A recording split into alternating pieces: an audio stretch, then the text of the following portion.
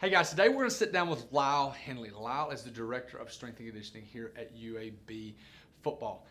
Wonderful, wonderful human being. So the goal here today is to figure out what his world looks like, but also kind of take a deep dive into someone that works their butt off and is super successful, but also how they take their life, they balance their life with being a father and being a husband. What we're also going to do is we're going to talk about his journey. Lyle's journey is really kind of unique, and it just goes to show the connections that he made and how he leveraged those connections to the success that he has, because he's been in the private sector, he's also been where he's worked for somebody, he's been in and out of that a couple times, and so it's really good. So join us today as we talk to Lyle Hendley.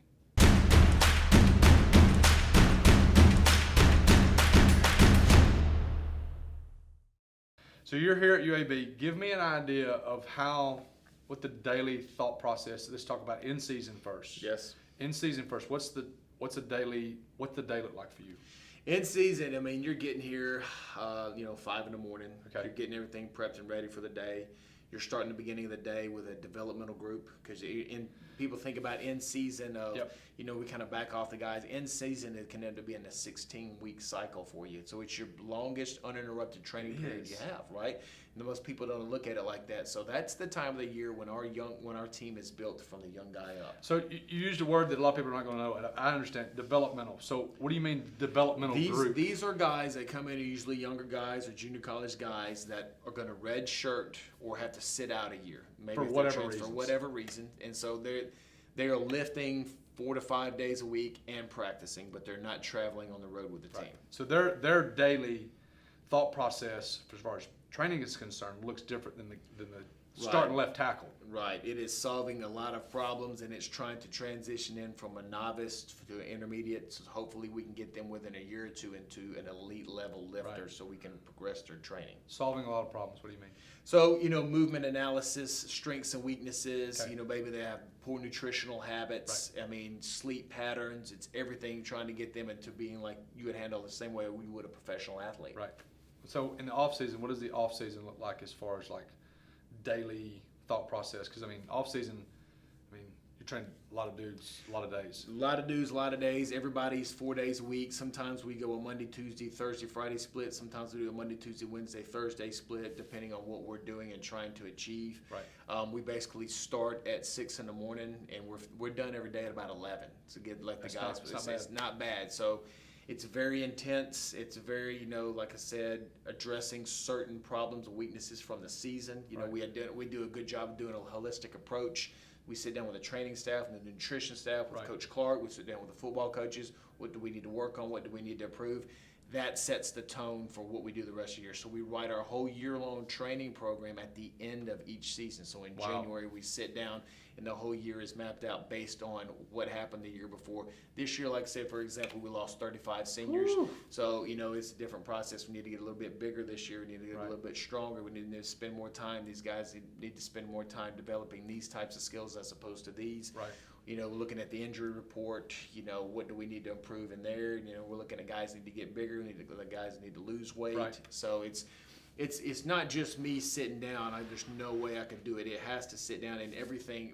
We do a great checks and balances system of, maybe this is a good idea, maybe this is not. So it is a decision on the training program is formulated that comes from about 5 different heads. Wow, that's great. Yep. So I skipped over this part. So you've got the in-season part with the developmental guys, starts early in the morning. Tell me Right. about the rest of the day as far as the in-season, because it's like Monday's this, Tuesday's this. Right, Tell me about right. the rest of the day on the in-season part. So in the in-season part, those guys are coming. They're basically getting, the guys that are playing are getting 2 lifts in a week. They're lifting on Sunday after the game, then they're lifting on Thursday before the game. So Okay. yes, but throughout the process, throughout the day, as soon as we get through that lift in the morning, you're having guys come in and you're working guys. Basically, it's going to be return to play guys. Maybe a guy got hurt. He's got 2 or 3 weeks. We got to get him back. Maybe he got hurt this weekend and it's injured. We think that we can get him back for the game. So Right. the strength conditioning coach is going to do as much hand in hand with the ATC, the trainer, so they're going to do their part of the movement stuff, and then they're going to do the strength and stuff, and then they're going to send them to us. Maybe it's some extra conditioning, maybe it's some extra work from some strength side. Right. So you can think, you're probably carrying during the season or in the roster 15 to 25 guys of like it's week to week whether they're going to play or not. Wow. You know what I mean? So like Wow. it's a constant process. Recovery, what do we need to do? So it's all hands on deck. So because you got to have your best product out there on the field Every every week. Saturday. Yeah. You know, Sounds like a constant communication between all constant. coaches, trainers, Like doctors. we meet 3 times a day as a staff just from on the medical side. So Coach Clark, Wow. the coordinators, the ATC, the medical doctors, us, the nutritionists, we'll go in Coach Clark's office for 3 times a day and go over every single person that is maybe a question mark.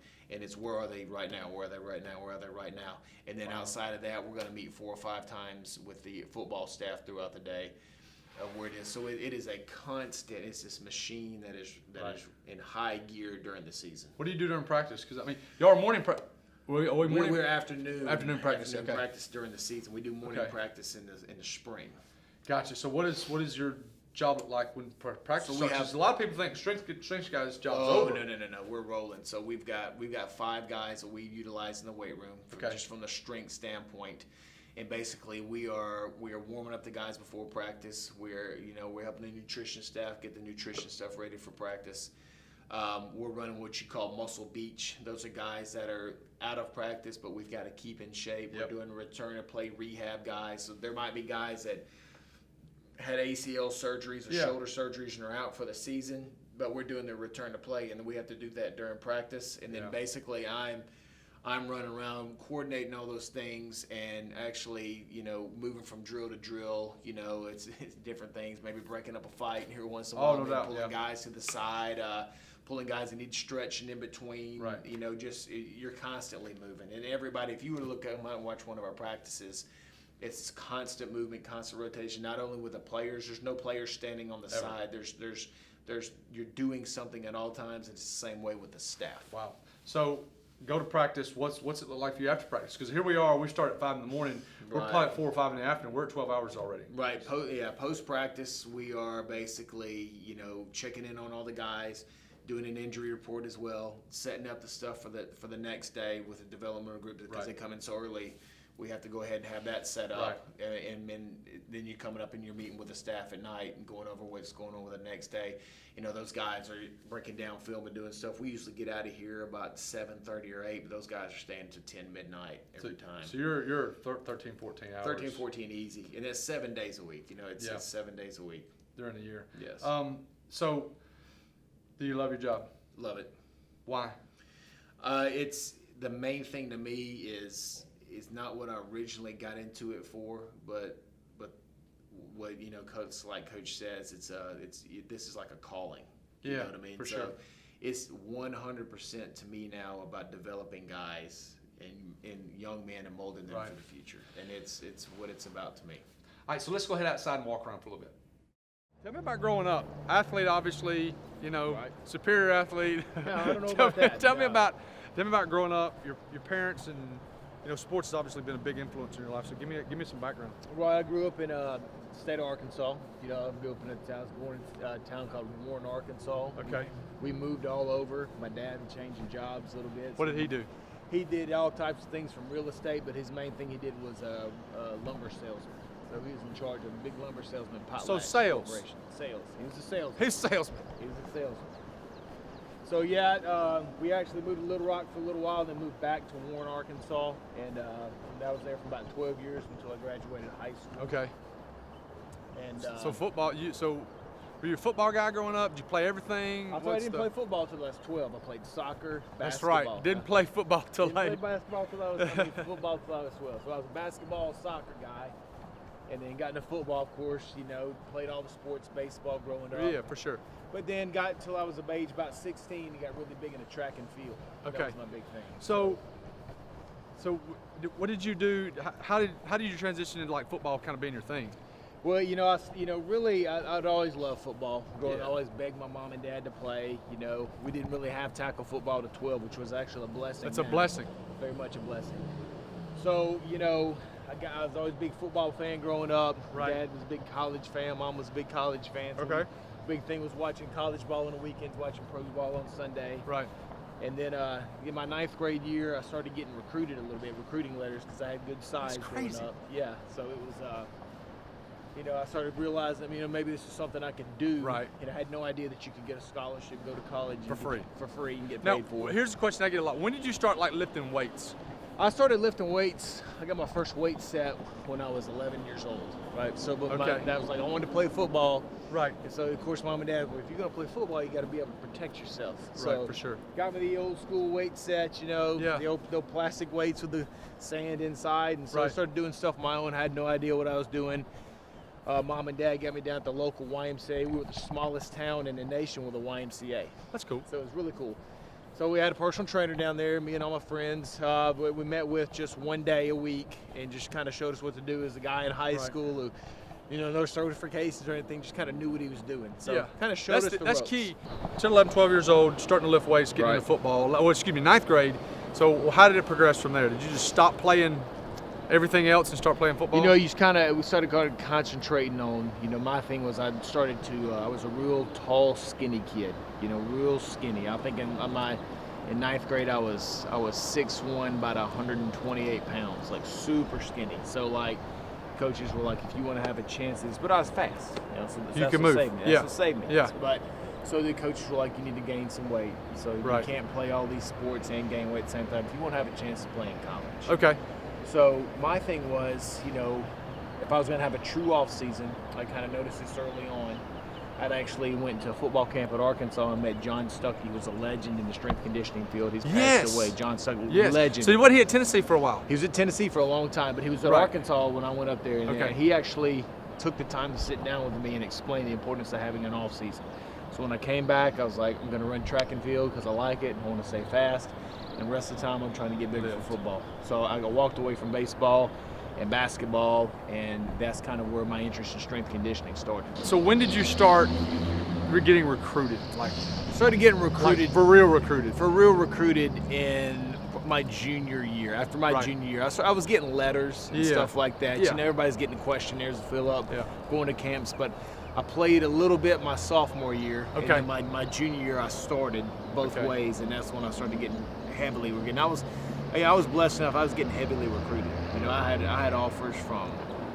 I had SEC offers before the SEC was the SEC, really. For sure. right? So it was, you know, I had Ole Miss, Arkansas, you know, LSU was looking at me, a lot of mid majors, and you know, of course, Louisiana Tech and some schools like that. So what did you pick? Where did you decide to go? Ended up going to Louisiana Tech. Went there. They were the first ones that really extended me my Ruston, first offer. Louisiana. Ruston, Louisiana. Went down there, only an hour and a half from my house. That's huge. That was huge. One of my teammates from the year before went there, so I felt comfortable there. Okay. And I just went down there and I loved it. And it was kind of a deal.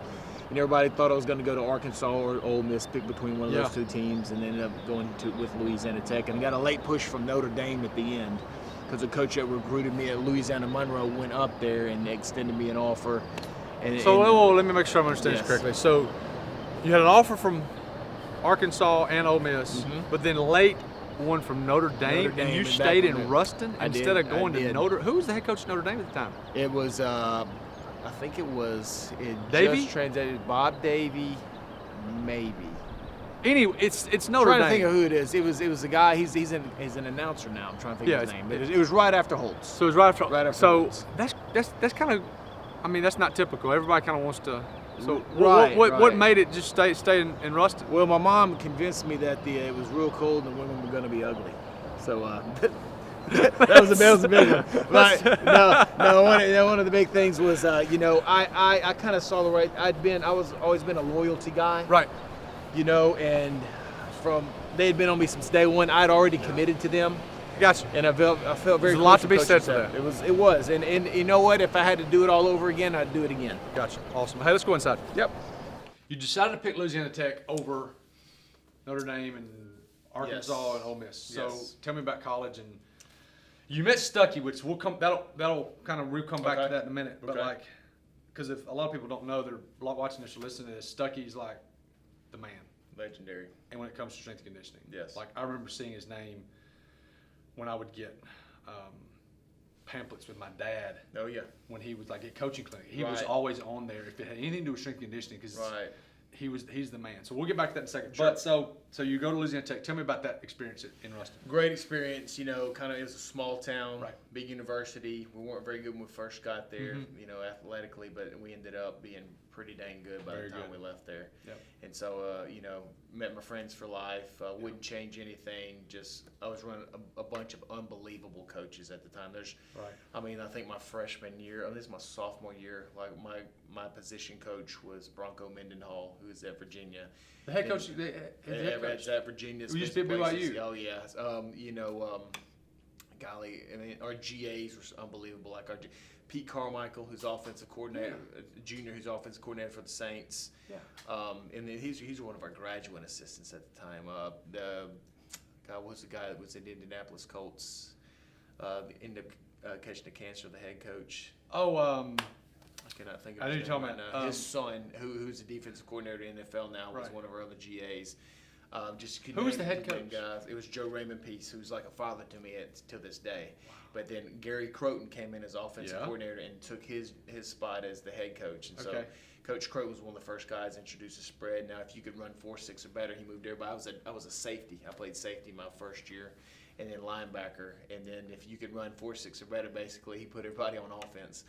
So I moved to played tight end my last 2 years there, and I got to play in that offense. It was really cool. So we were talking about this earlier. We were talking about playing with Tim Rattay, who, Mhm. in my opinion, I really think in my mind, if he would have been at what we call now a Power 5 school, he would have been like the Ty Detmers. Oh, and, sure. The big record setters. Sure. So he brought in. I remember watching him playing against y'all because we played against each other. Mhm. We just realized that we played against each Right. other in college.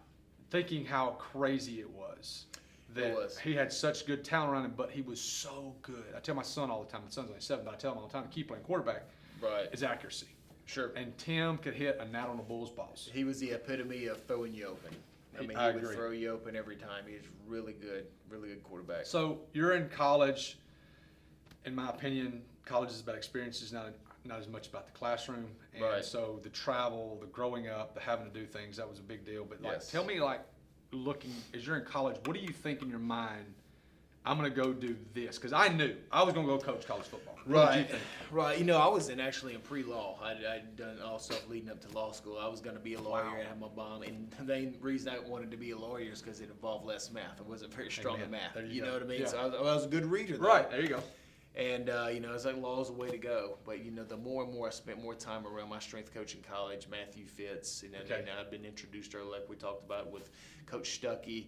I felt I had a passion for this. Right. So I come in my senior year, and it's like I want to change majors to fitness wellness. And, of course, I lose 30-something hours, and the coach is trying to talk me out of it. My mom Right. and Dad always been very supportive of me. And they were Yeah. like, if that's what you want to do, then do it. For sure.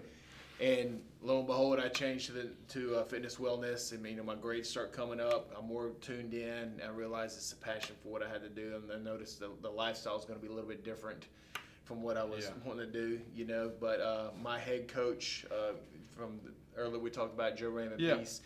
He had a connection with Al Miller, who's a legendary strength coach, Right. and Coach Miller got me a graduate assistant spot at Alabama, and the rest is history going from there. So some people know this, some people don't know this. Watching this, a graduate assistant is like an intern position at a Yes. Fortune 500 company. Yes. So in essence, you got an internship at a Fortune 100 company. Yes, yes. University of Alabama. Yes.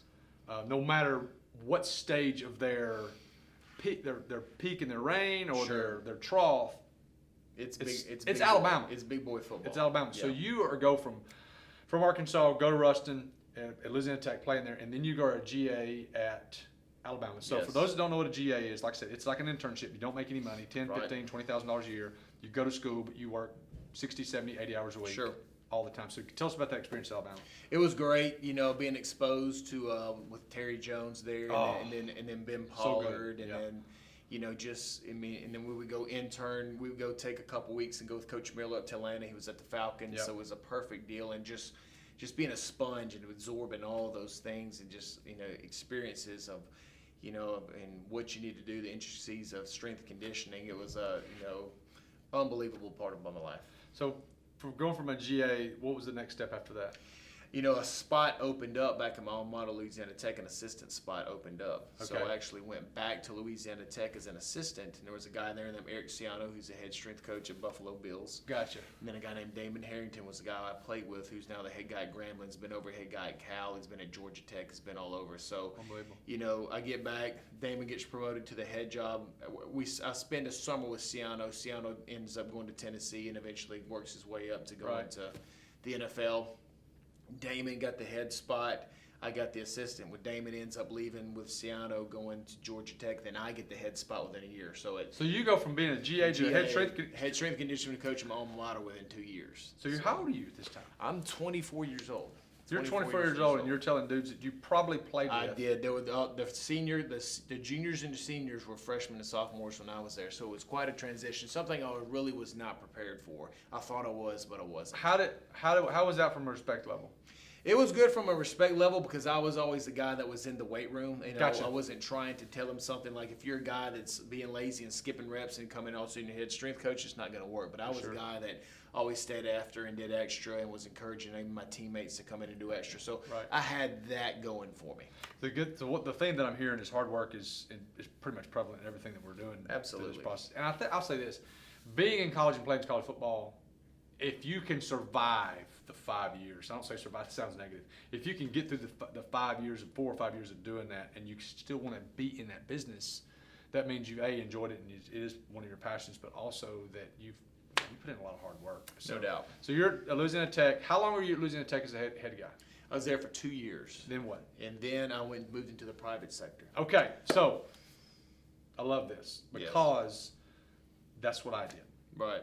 We had an interview before. BJ Ellis, used to college basketball coach, who went into the private sector. Yeah.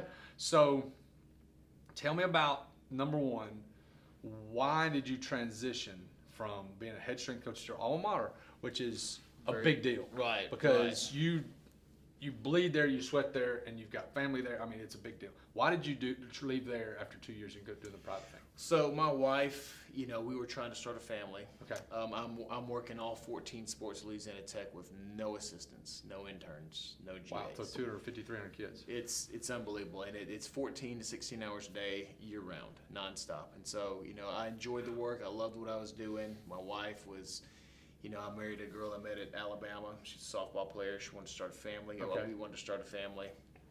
She was from the Gulf Coast area. She's from Robertsdale, right outside of basically Daphne Spanish Fort.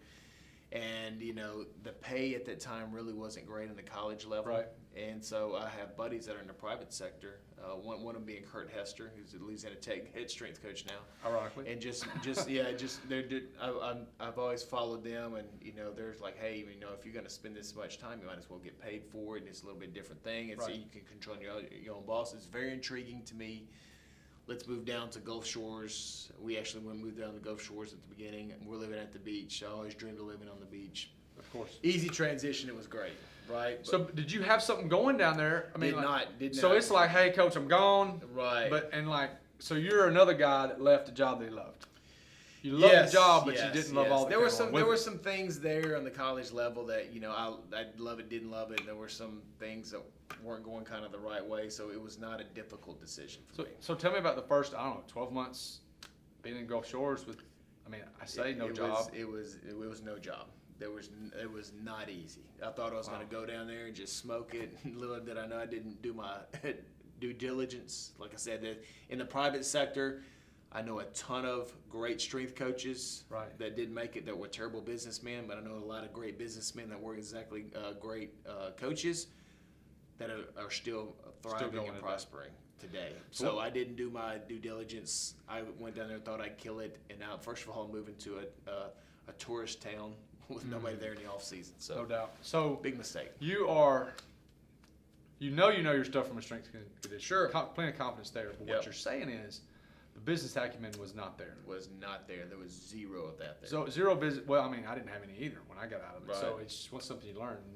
It sounds like we learned it on the fly. So, Right. so give me a snapshot of that. How that went, what the process was, because I mean it's interesting. So, after about a year of struggling kind of on my own, doing odd jobs, training little people here and there, I met a guy who was actually another protege of Al Miller, who was in the Daphne area. And we teamed up, and I moved up towards the Daphne area, which at the time, it was just, Pat White had just come out of there and went to That's West right. Virginia, and these guys were just that place was getting to be a hotbed. It was just the guys that were coming out of the area. It was unbelievable, the Mobile, Daphne area, Spanish Fort, Fairhope, and so we kind of teamed up and formed this thing, and we started double teaming everything, hitting these high schools, training these guys, and it started blowing up. Hustling. Right, and so then so that things started just snowballing. And I branched off of that and formed my own thing called the Athlete Factory. Okay, so when you're with this guy, so I hear this a lot. Matter of fact, I had a conversation about this yesterday about two guys that worked together. Yep. One broke off. Was there any bad blood when you broke off? Maybe a little bit, but we had a mutual respect for each other, so not For really. sure. He was more into the personal training side of it, you know what I mean, and I was all about the athlete. Okay. And I was all about the athlete, which cost me. He was a great businessman, and he kept those boot camps going year round. That really wasn't my thing, but I did have it going on to pay the bills and actually form some great relationships with some people. So you broke off from him. Athlete Factory, is that what it's called? Yes. So what year is this? Do you remember? this is 2009. So 2009, you're doing the Athlete Factory. You've been down in Mobile for 2 years now? 4. So 4 years now. Yes. So you kind of hem-hawed around for a year. You got Yeah. with your buddy. Y'all did something together for 3 years. And I know some of the guys you trained. Right. Some boy dogs. Yes, ended up, working with 17 first-round, eventual first-round picks. That's from that crazy, area. Lyle. And over 50 guys that played in the NFL. And then that's not counting the basketball, the baseballs. The place is an unbelievable fertile ground for athletes. And I hit it at the right time. So, like I said, as soon as this place was snowballing, my company was snowballing with it. So the Athlete Factory's growing. Tell me how long you did that. I did that until the Athlete Factory lasted until about 2013. Okay. And in 2013, I had caught the attention of D1 Sports Training, who wanted to open a facility down there, and ended up selling my business to D1 Sports Training and working for them on a national level, go around training their combine guys throughout the nation. Let's talk about finances as much as you feel comfortable with. Yeah. So you go from probably, I don't know, Louisiana Tech, I'm just going to say probably the $30,000 to $50,000 range. Yes. So Yes. Ruston, Louisiana, that's not bad, but it's not great. Right. So you're in this private sector. Yes. Give me an idea, a thought process of income that you went from. So when you're in the heat of the Athlete Factory. It jumped. In the heat of the Athlete Factory, you're in the six-figure plus Right, income. for sure. But you're also dealing with something I'd never dealt with before, about 30 plus employees. So that You had was 30 plus 30 employees? plus employees, because what we were doing is we were private contracting personal training out to some of these gyms through our name. Okay.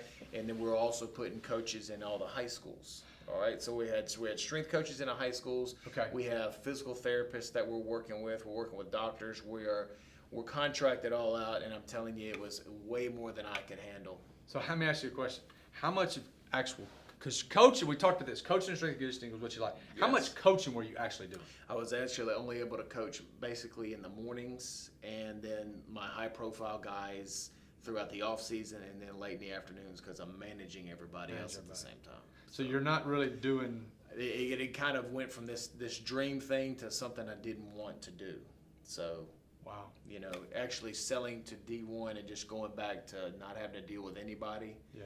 and just being a coach again was unbelievable. And I'm very thankful to Will Bartholomew, was the owner there, and Yeah. believed in what I was doing. Great guy, and really helped me in that transition period. So Will bought your gym, and Yes. in essence, when this happens, he quote buys your clients. Is that correct? Yes, I mean, yes. yes and no. So, Yes. but you're still staying involved. Right. But it's D1 now, so you're going in and working for D1. So here's the question I have is, you go from working for somebody to own your own deal. Yes. To now you're working for somebody. Yes. Yes. Talk about that transition. It was, working for Will was great. He's very understanding of the transition of what I went into, but, you're still not calling your own shots. For sure. You're still not doing your own thing. And it took them about 4 or 5 years to get what is D1 Mobile now They just opened up, think about it, last year. So from 2013, that's how long it took them to open up, because they're running into all kinds of problems with it, as in any business, right? Yeah. So what I was basically doing for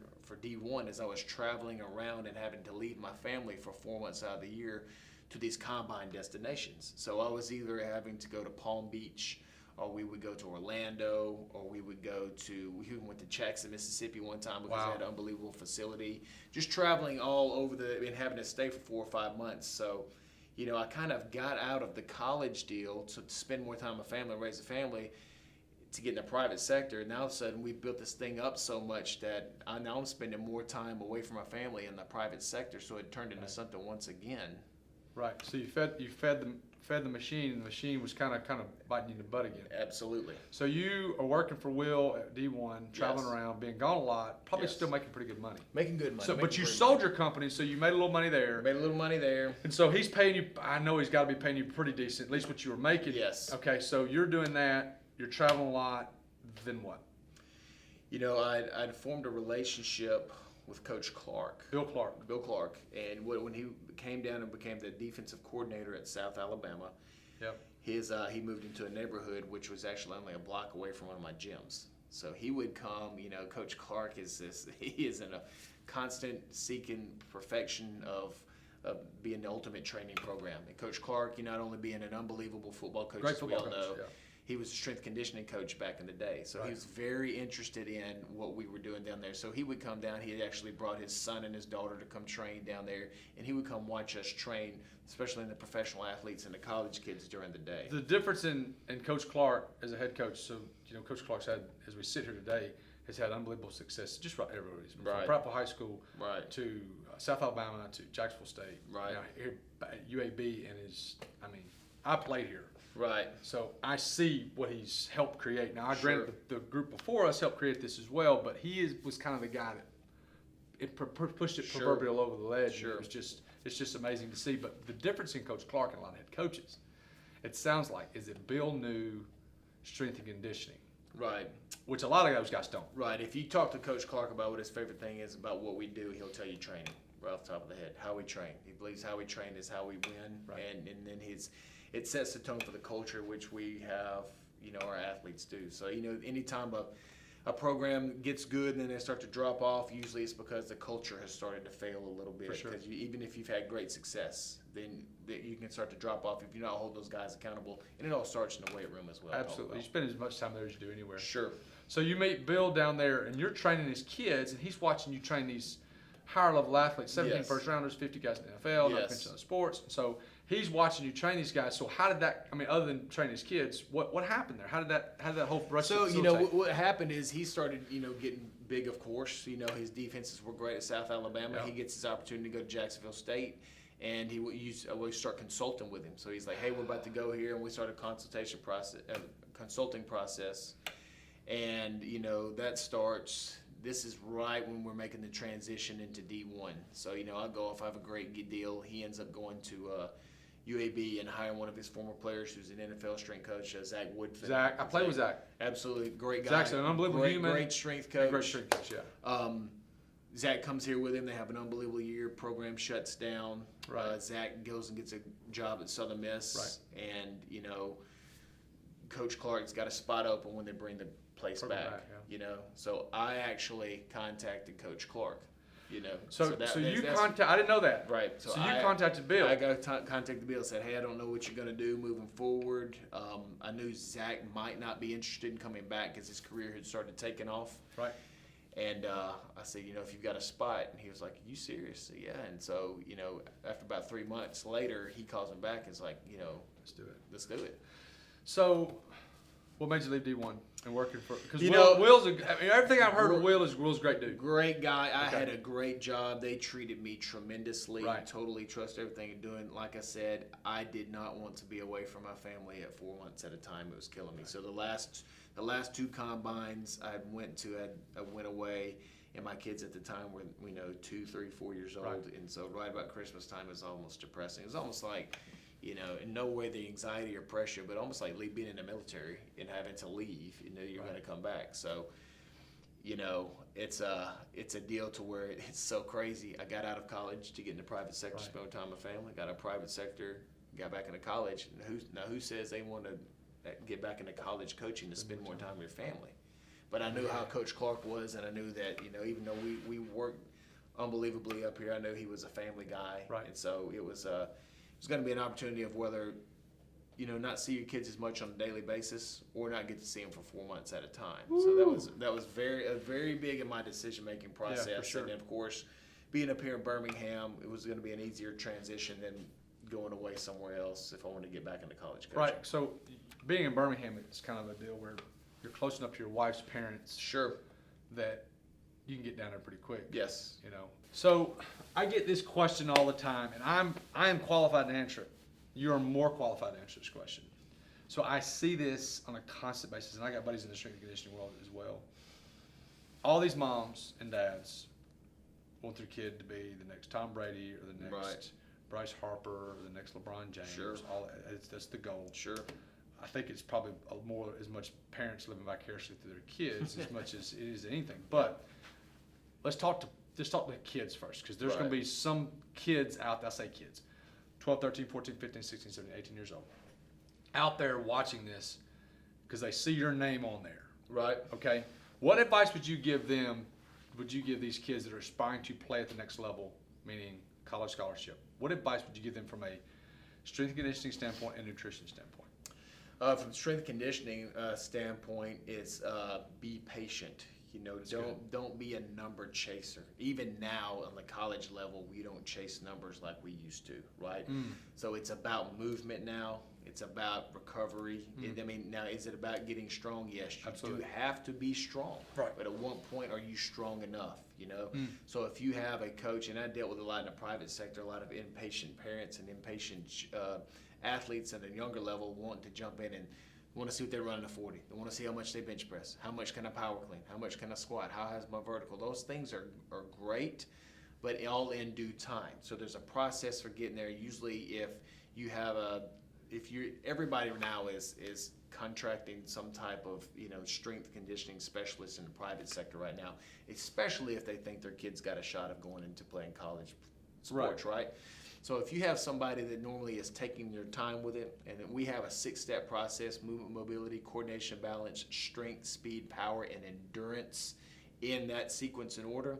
A lot of people out of sequence and order. So if you have a strength conditioning specialist, number one, make sure that they are certified through some nationally accredited certification. Not a 2-hour online. No. We're talking about the NSCA, ASC, and there's a lot of them out there, USAW. But at least if they've taken the time to do that, usually they care enough. So you got to have somebody certified. Got to have somebody certified, you know, because there's a lot of crazy stuff out there right now. If you have somebody that, you know, is, you know, that if they're talking to you and the first thing to do is spitting out people they trained, that's usually a warning sign. Let them talk to you about what they're going to do for you and how they're going to train you in particular and how they do this process, and does it make sense. Consult with somebody. Go consult with somebody and make sure that, hey, check this person out, run your background check. That's huge. Running a background check. Not like if they're like child molester or something like that, but like making sure they're good at what they do. Absolutely. Okay. You know, if you've got anybody, you know, check this. If this guy's got a huge rate of sending people to doctors or physical therapists and injuries in the past, you know, like that. But somebody that's going to take their time and get you in the right way and be patient with you. You know, be patient with what you're going to do. Not rush everything. Like I said, not come in and they're going to, if it's a trainer, look at you, hey, what do you run right now? Well, I run a 4.8. I can get you to 4.3. You know, that's another warning sign right there. Whoa, we gotta wait out. So you know, it's a very think about it like this: if you're going to buy a house, if you're going to invest in something really big, how much work do you do on looking at that? You should do the same thing with a trainer. You just send your kid to a trainer if just because so and so went there or so and so did this. Because the one thing you'll find out in this field is there is no cookie cutter program. No. Everything should be individualized, and every single athlete is different. Okay, so here's another question. You have these good programs out there. Right. Good high school programs that have good strength and conditioning coaches. Yes. I know of a couple that are stellar. Yes. What do you tell the kid that's a good athlete that thinks he's got a shot or doesn't, he may not have a shot or whatever, that's training at school during the week. Right. A lot of these kids have last period PE and they Right. train with their high school coach, Right. but then wants to hire someone. Talk about that, because That- that's that- a big deal right now. That's a tough one, and that is something that I didn't deal a lot with in the private sector because there weren't really strength and conditioning coaches in many of the high schools. You just had a coach that was, and he was more than welcome. Yeah, go train with him. I don't have to fool with you. Now you've got full-time strength and conditioning coaches, and a lot of them are great, For sure. great strength and conditioning coaches. Here's the thing: if you want to get work with somebody outside of there, make sure that specialist, whoever you hired in the private sector, has got an open relationship with the strength and conditioning coach at the high school. That's the number one, it's the hugest thing. Because even the high school strength coach will tell you they don't have time to do everything that they want to do. They don't. Right? They don't have time. So there's different components that are missing. Even I deal with this now. We don't have time to do every single thing that we do. So if these guys want to go home for a couple weeks, I make sure I reach out to the trainer themselves and say, hey, this is what that guy is missing. And I guarantee you the high school coach the strength conditioning coach will be able to tell them, yeah, he's a great kid, but these are the things that need to be. So the trainer isn't going in and doing, we're going to do this no matter what you're doing. That's where you get a problem when you start doubling up on things, and that's where injuries occur. Injuries happen. Right? Yep. And then you're wasting your money. For Because sure. you're getting doubling up. So if my coach up here is working on X, Y, Z, then you need to be working on A, B, C. And that's when you can kind of start bridging the gap and getting together. That communication have open communication between the specialist and then the strength coach at the high school. And I'm telling you, that's the thing that's the missing link. So right if the now. private, if you go to this private sector guy, Yes. and the private sector guy said, no matter how good or how renowned he is, if the private sector guy says, we're going to do our own thing because your strength and conditioning coach doesn't know what he's talking about or whatever, Right. you don't need to be with that guy. Right. Because here's the thing, the strength and conditioning coach at school is not going anywhere. Right. If you're staying at that school, he's the guy that's going to train you. Absolutely. And so there's got to be open communication. So if you have a guy that says that, probably need to stay away from him. Right. Okay. And I've been on both sides of it. Yeah. I mean, it's a tough deal, but like I said, the most success that I've been guilty of in the past as a private sector guy, but the most successful you're going to have is going to be, and we've ever had in the past, is when I've had an open relationship or dialogue with the athlete's coach. And if there's no way I would write a program now for an athlete without at least consulting with everything. And I'm not talking about the kid. I'm not talking about the athlete. Well, today we did power cleans and bench and squat. Okay, well, let's go out here and do this. Yeah. I got to know what the whole program is. So I've got to go up and sit down with the coach and go through his mind, because the kid isn't going to be honest with you, number one. No. And then he's not going to remember everything. No, Sometimes it's hard for me to remember what we did, right? Right. So the kid's definitely not. I need to talk to the coach. Right. You know what I mean? And For sure. And it's because what it is, it's not about you and it's not about him, it's about the athlete. Right. And so if I want the athlete to be successful, then I've got to know what all is going on.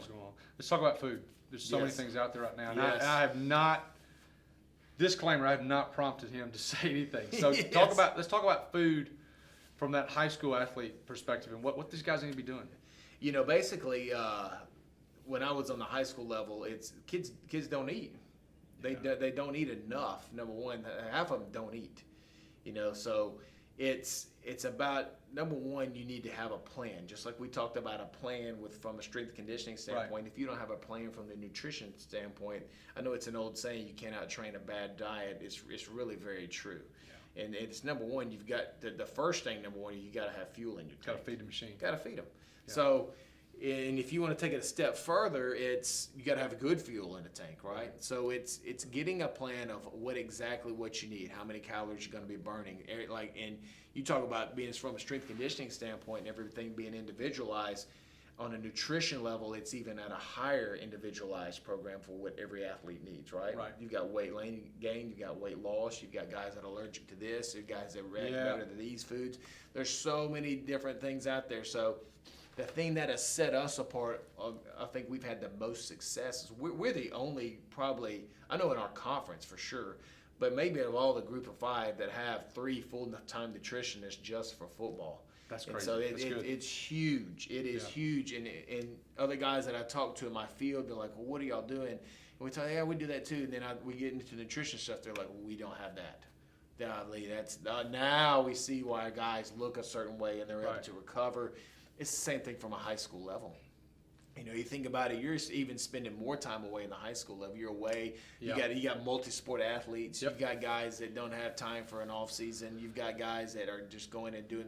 All these kids now are like talk about getting private sector coaches. Yep. And they're doubling up. They're double dipping in what sure. they're doing. So, get with somebody. Number one, who has a plan. Get with a nutritionist somewhere. Number two, you better have a good, source of fuel of what you're getting from. Right. It's not. Feasible to think that their parents can prepare all this food and especially got other siblings and then time constraints and you're picking things up. If you don't plan ahead, you're planning to fail. For sure. Let's talk about parents. Yes. You see normal parents, you see crazy parents, Right. and you see absent parents. Yes. Because you see them all that come through these doors. What advice would you give to parents that have a kid that they think could possibly play at the next level? If you think that, number one, you have to be realistic. You have to be realistic for, okay, what level is my kid? And I think that if you're willing to put in the work and you're willing, and number one, it's dedication. The number one thing we work with on our guys is how to manage your free time. So it's, video games, it's being able to study, it's how many hours of sleep your kid's getting. You've got to dedicate. Once again, I know it sounds like a broken record. You've got to have a plan for what you're doing. Yeah. But if you're willing to put in the work, like I was saying before, there is some level of college athletics you can play at. Now, it might not be Division I. It might be Division II. It might be Division III. Whatever level it is, just go ahead and accept what it is. The biggest problem you have is you've got a Division III athlete or Division II athlete or 1AA, but their parents think that they're Division I, and so they keep pushing the kid, and they miss out on all these opportunities. Yeah. Let me tell you, if you're just trying to, the NFL or the NBA or Major League Baseball, they will find you no Absolutely. matter where you are. So if that's your end goal is to be a professional athlete, find you. it really doesn't matter where you play, right? If you have that talent level, it's a few and far between the athlete that slips through the cracks now. With the internet has made the world a smaller place. The way these guys are going out and identifying all these scouts, they will They'll find find you, you. and there's an Absolutely. opportunity. So there's not if you look at the NFL or Major League Baseball or even basketball for that matter, it's made up of guys from everywhere. So if at worst case scenario, if my kid is going to college and they're an athlete, they're going to learn how to manage their free time or they will be gone. You know what I mean? sure. They're not going to put up with it. So you're learning life skills. It's the same thing. If you can teach your kid how to manage their free time as they're growing up, Right. the more successful they're going to be, because that's the guys that we find. Everybody that comes here is talented athletically. Oh, absolutely. Athletically, the guys that make it, as opposed to the ones who don't, or even set themselves up for a shot at the professional sports.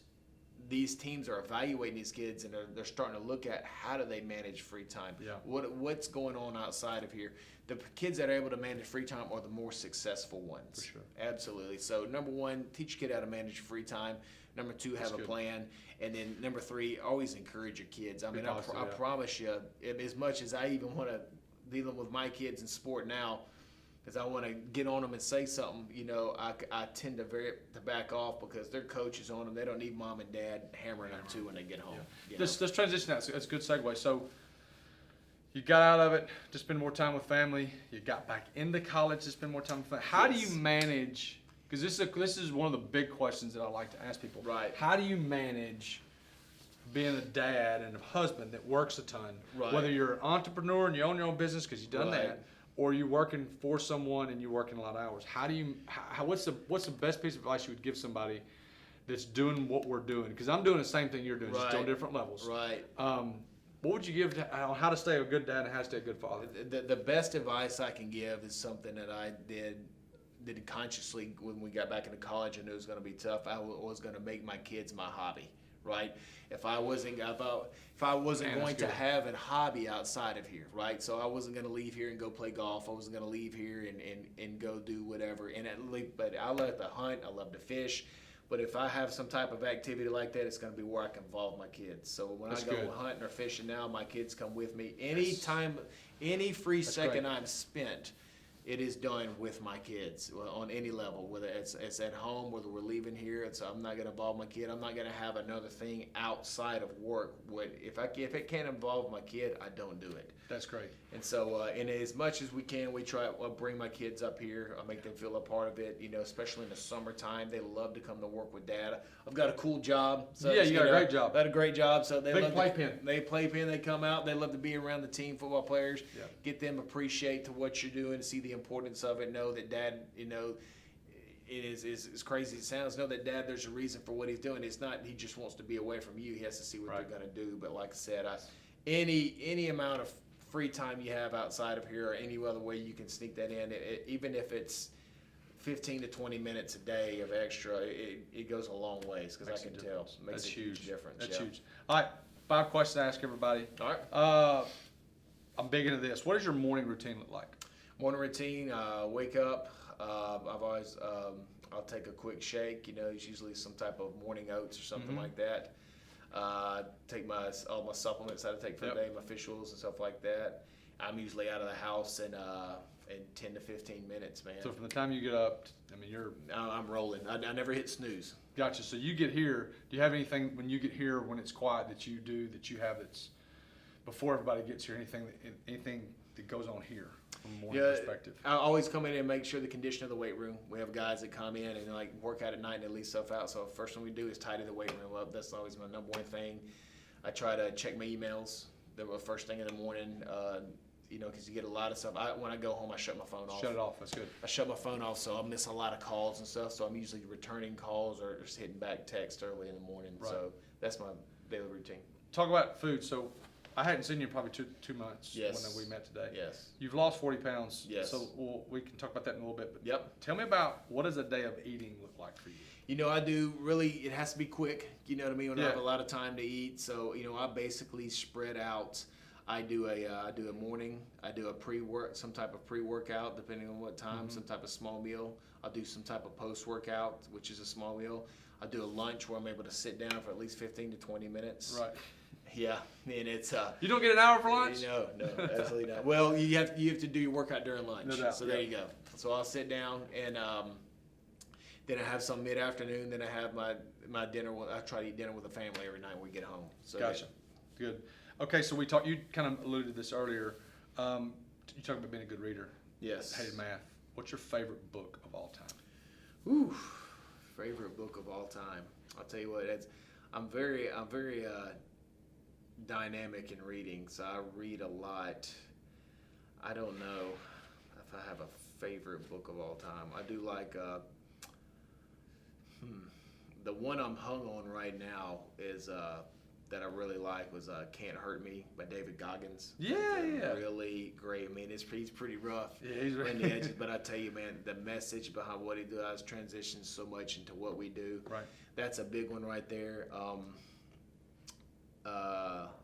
There's a lot of golly, I'm trying to think. There's a lot of books I read in college sitting in the deer stands, man, that I can think back to. I like is it Unbreakable?